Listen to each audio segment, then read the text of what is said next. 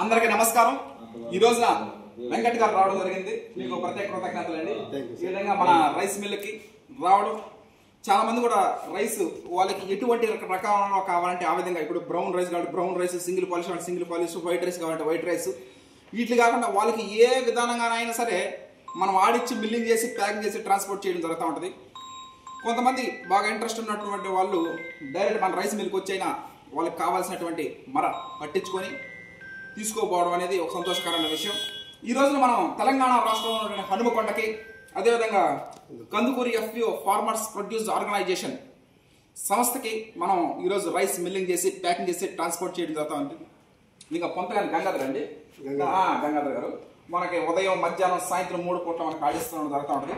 మనకి ముఖ్యంగా చూసుకున్నట్లయితే ధాన్యాన్ని రైస్ మిల్లుకి తీసుకొచ్చినప్పుడు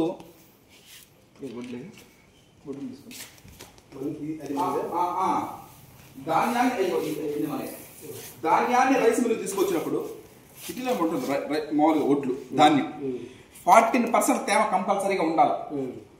రైస్కైనా సీడ్ పర్పస్ కోసమైనా దేనికైనా సరే 14% అంటే వరికోత కోసిన తర్వాత బాగా పండిన తర్వాత మనం వరికోతలు పోయాలి.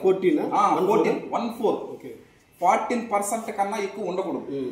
ఆ విధంగా కయ్యల్లోనే పంట పండే విధంగా ఆ తర్వాత వరికోత కోసిన తర్వాత మనుషులు పిలిచేసి పట్టబోసి ఎండబెట్టి ఆ ప్రతి 5 నిమిషాలకు ఒకసారి వాటిని పైకి కింద మెరిపి ఆ ఎండ బాగా ఎండబెట్టి, అంటే నోట్లో నవ్వినప్పుడు పటాని సౌండ్ రావాలి, ఖచ్చితంగా రావాలి. It's 100% mandatory. ఈ విధంగా అయినప్పుడు ఒక 3 నెలలు 4 నెలలు మగ్గించి రా రైస్ బాయిల్డ్ అయితే ఆ రోజు రాత్రికి వేసి వచ్చి చేసుకోవచ్చు. అందుకే క్యాన్సిల్ వచ్చి అది అందువల్ల ఇది 4 కంపల్సరీగా 3 నెలలు అయినా 4 నెలలు కంపల్సరీ చేయాలా.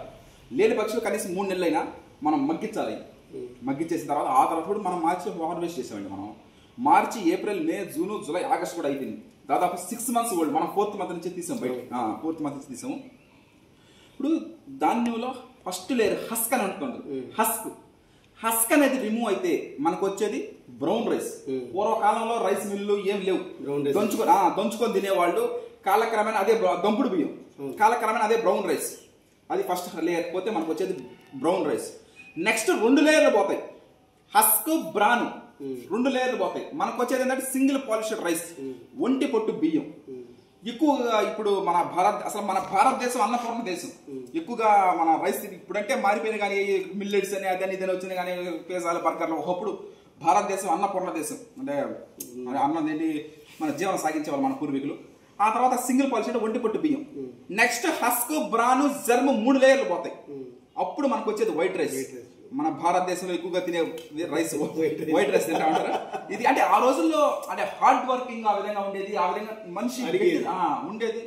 ఇప్పుడు ఈ విధంగా ఏది ఏమైనా సరే మన వరి పండించడం అనేది మన సంస్కృతి సాంప్రదాయాల మెయిన్ భాగం. ఆ విధంగా మనం ఏది కావాలనేది ఆడిచ్చి మిల్లింగ్ చేసి ప్యాకింగ్ చేసి ట్రాన్స్పోర్ట్ చేయడం. సెప్టెంబర్ 1వ తారీఖు నుంచి ఆ బుక్ రిలీజ్ చేశాను.